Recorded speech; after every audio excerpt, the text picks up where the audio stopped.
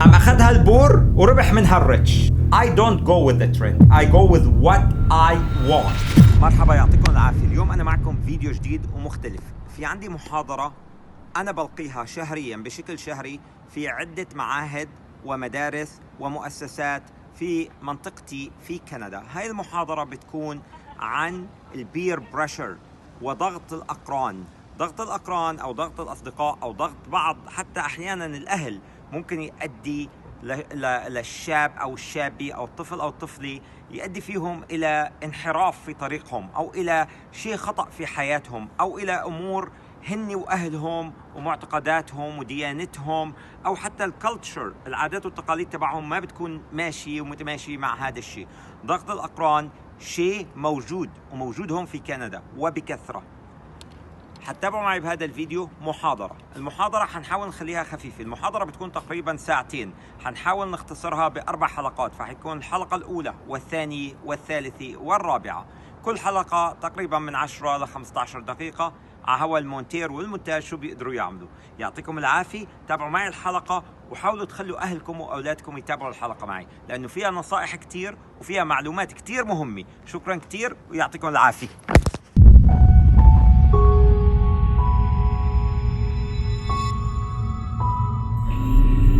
So in every school there is peer pressure. It might not come your way, but there is somebody either being bullied or peer pressured. Peer pressure might not be so intentional and so upfront. You might face peer pressure without noticing it is peer pressure. Now, telling me cigarettes, I attended high school. I was in the Woodlands High School in Mississauga, and I went to St. Francis Xavier. And yes, cigarettes are outside in the back door. People are smoking. If because the school didn't allow it after, the people started going 50 meters away, 100 meters away. They started going to the pizza shop around the corner. They started going to the mall around the corner. So I did attend high school in here, and I know what's happening in high school, Omar. I know. There was no vape in my days. It was all real cigarette. But right now, vape, I think it is even worse. Why is it worse? Because it is it is not so clear. It is hidden. It is like you're giving kids drugs that's hidden. So you give them vapes and you tell them, oh, it is not as bad. It is all this and that. And now you know a lot of vape company being sued. No, it's so bad. It's so bad for sure. It's bad. It has different effects, but it's definitely bad. Yes. And also, I agree with some of the things you said, but it's at the end of the day, it's your decision to make. I agree with that. Effects and you know the causes, and somebody can't make a decision for you. So at the end of the day, it's your decision, and you're in control of your actions. Definitely, Omar. And I agree with you, and I salute you for this because you are a strong person, and you could handle peer pressure, and you know how to say no. But my brother, there is some people, يا عمر، ما فينهم يقولوا لا. وانت هون نحنا ككونسلتيشن وحكي بروفيشنال بدنا نفكر بكل الاطراف. بدنا نفكر بالسترونج عمر اللي هو انت، واللي انت فيري سمبل فينك تقول نو بدون ما تلاقي اكسكيوز. وبدنا نفكر بالشباب التانيين اللي ممكن يكونوا اضعف منك بشوي وما يقدروا يقولوا لا. في ناس ما فينها تقول لا، وهون بنضطر نعطيهم اكسكيوزز او حلول تانية.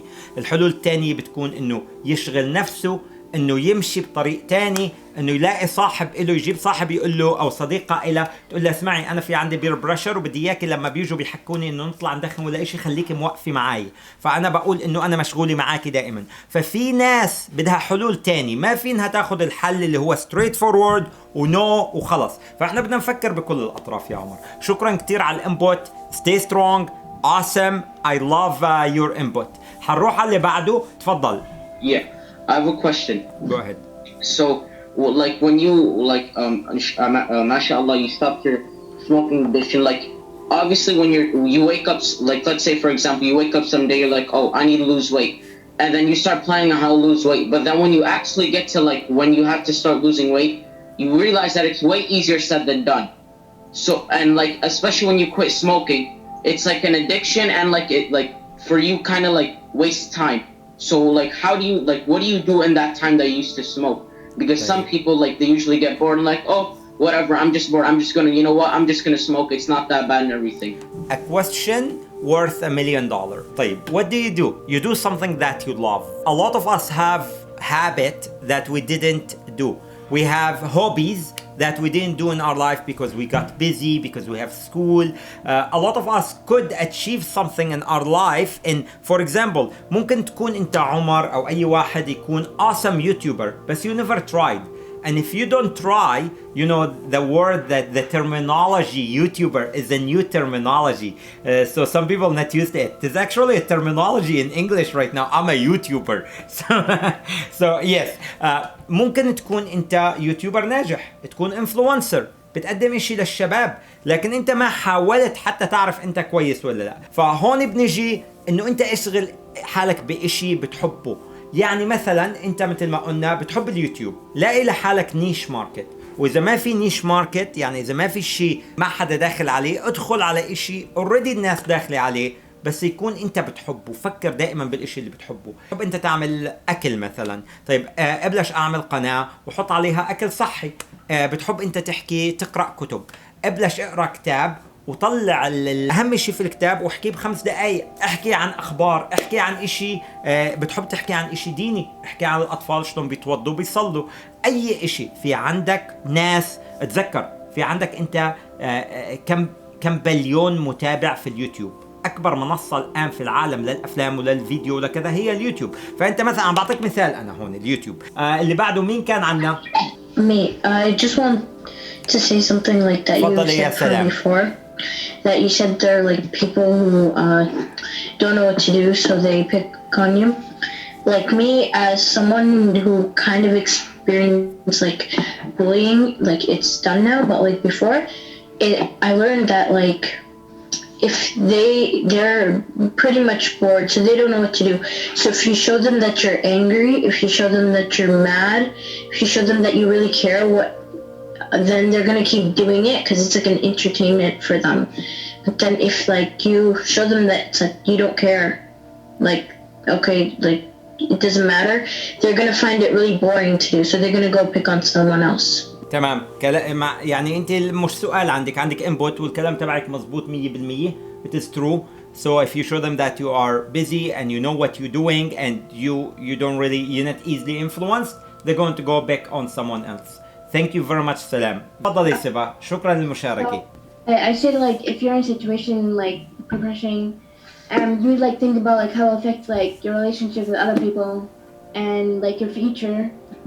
Because if it's like if you're like they tell you like you want to go smoke or drink, you like might like think like if you your future like you're probably like your health would like be like not like good, and like if you do it you like probably like regret it. And very true. So you always have to have your alert on, you have to have your guard up, and you have to think and you have to know about the bad effects of this and what could happen to you. Yes.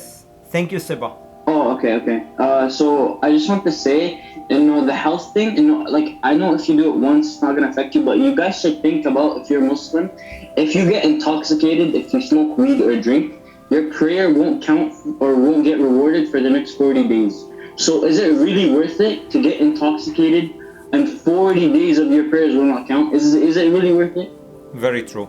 Thank you Omar. Appreciate it. تفضل يوسف وبعد جانا. So I listened to Tony Robbins. He's a good mentor, and he says that progress equals happiness in humans. Very true. So say for example you want to lose weight, or you want to, say for example, stop playing video games or start working out or whatever it is that you want to do, and you don't see progress, you're most likely would want to quit. You would want to do something else. You wouldn't want to do this thing anymore. You wouldn't want to try anymore. But if you see progress, you're gonna be happy. You would want to continue doing that, and you would most probably would want to continue what you're doing. So it's more of peer pressuring. It's kind of a psychological and human part. So if you see everybody is on a certain trend, and this is like so true, even if it's not do something bad, but it's more like you have this certain trend, everybody's wearing or everybody's buying this certain type of clothes, and you're the only one not buying it. Well, you would want to buy it because everybody else is buying it. Very Omar, you hit You hit the nail right now with the hammer, and I'm going to pick from here and I'm going to talk a little bit about what Omar said, because what Omar said is very, very important. Trend. So trends. Trends is some sort of peer pressure, and it is actually social peer pressure. It is community peer pressure. It is a huge group peer pressure. Do I go with the trends or I don't go with the trends? In my opinion, and it is based on studies and based on influential people around the world, I don't go with the trend. I go with what I want. I go with what I think is right and what I think makes me happy. بروح مع الشيء اللي بيخليني أكون أنا مرتاح. ما بروح مع الترند، بروح مع الشيء اللي بيخليني أكون مرتاح، وبيخليني أكون أنا سعيد، وبيخليني أكون أنا عم بعمل الشيء الصح اللي أنا تعلمته وتعودت عليه. أعطيكم مثال. في ناس كل ما صارت الناس أغنية وذكية، غناء فاحش بيكون مش غناء فاحش أخذينه عن أهلهم، غناء من وراء هن يكونوا عصاميين وبنوا نفسهم، مثل صاحب شركة الأمازون أو إيلون ماسك ولا بيل جيت ولا هالناس هذه، ولا صاحب شركة آيكيا. هالناس هذه بتلاقيها ما بتلبس التي شيرت اللي حقها فاندي ولا بوتشي ولا ليفي لوتون ولا هالاسامي هاي الراقي كلياتها، اللي حق الشيرت $1000 وحق البنطلون $1500 وحق البلت $1000 ليذر. هالاشياء هادي، تعرف شو واحد بيقولك من الاغنياء هدول، اظن صاحب شركة علي بابا قالها يمكن، انه هاي الاشياء اخترعناها للريتش، الاشياء النيم براند والترند. احنا اخترعناها للريتش، عم اخذها البور وربح منها الريتش. طلعوا على الكلمتين. احنا اخترعنا هاي النيم ترندز والنيم براندز والهبه هذه كلياتها مشان نبيعها للريتش. اما الريتش طلع ذكي، فراحوا البور لحقوها، الناس العامة والاقل اللي ما معهمش فلوس، والاغنياء ربحوا منها. هذا اللي صار. فللأسف النيم براندز وهذه الاشياء هي كمان بير بريشر وباد بير بريشر، لانه بتلاقي في ناس بتروح بتشتري. فبنيجي على موضوع النيم براندز والترندنج، بيجي كل الناس. طيب ما انا بدي اقول لكم شيء، ليكو بالاستوديو عندي هذا الكرسي اللي قاعد عليه اسمه جيمر تشير. الجيمر تشيرز مشهورات وكل الناس عندها جيمر تشير. ضليت سنتين في القناه ما عندي جيمر تشير، لحتى انا اتاكدت انه القناة بلشت تشتغل وتعمل وكذا، رحت اشتريت جيمر تشير. الجيمر تشير في منهم $1500 كاستم ميد وب$2000، وفي منهم عادي جدا انك تشتري جيمر تشير ب$700 و$800. انا لقيت واحد على الامازون كويس وفي كل المواصفات الرائعة ومجرب وعليه 3000 كومنت ريفيو انه هو كويس ب$200. اشتريت ابو $200-220 وما بستحي اقولها، وهو نوعية جيدة جدا. ليش ما رحت مع ابو $1500؟ فيني فيني، بس مشان يكون مكتوب عليه اسم من ورا ادفع $1500؟ نو، حرام. فالانفلونس تبع انك انت تلحق الترند بس لانه ترند، هذه بير بريشر. هذه يعني جنرالي هذه فيري بيج بير بريشر، وهذه بير بريشر عم تصير على العالم كلياتها. بتلاقي انه والله لانه صاحبي في المدرسه او اصحابي في الشغل كلياتهم بيلبسوا نيم براند، او لانه اللي بطلع معاهم البنتين دائما هدولي واو ما بيلبسوا الا مدري شو لوي فوتون وحق الشوز تبعهم $1500. طيب انا ما فيني اشتري $1500 بس مشان اطلع معاهم؟ لا، يطلعوا لحالهم. ما بدي اطلع معاهم، بدي اطلع مع حدا مثلي بيلبس الشوز ابو $100 العادي، مش ضروري لوي فوتون. فالبير بريشر موجوده في الحياه بشكل كبير وباشياء كثيره، وبدنا نعرف ايمت تستعبط، وبدنا نتذكر دائما. انا حكيت كلمتين، كل شيء بنعمله في حياتنا محسوب علينا على العداد تبع الحياه تبعنا. يعني الفلوس اللي احنا ممكن نوفرها وندفع فيها التيوشن تبع الكوليج او اليونيفرسيتي تبعنا، $1500 بتندفع في التيوشن تبعكم اللي هي بتكون 10,000 في السنه او اشي مع المعيشه، او 7,000 او 5,000. احسنكم ب1000 مره من اللوي فوتون اللي حتلبسوه كم مره وينكب بعدين. شكرا كتير للمتابعه، ما تنسونا من دعائكم، وما تنسوا السبسكرايب، الزر الاحمر اللي تحت، الكومنت، تعليق ينفعنا ويكون كومنت وتعليق رائع وراقي مثلك، وشير مع الأصدقاء، ولايك مشان يرتفع الفيديو، إعجاب. وشكرا كتير، يعطيكم العافية، ودائما مع بعض في حلقات للأفضل وقنوات أفضل وقنوات توصل نتيجة في مجتمع اليوتيوب، بدال المحتوى التافه يكون محتوانا جيد ومميز. يعطيكم العافية. كان معكم أخوكم سامر جسري من قناة سامر تيوب. السلام عليكم ورحمة الله وبركاته.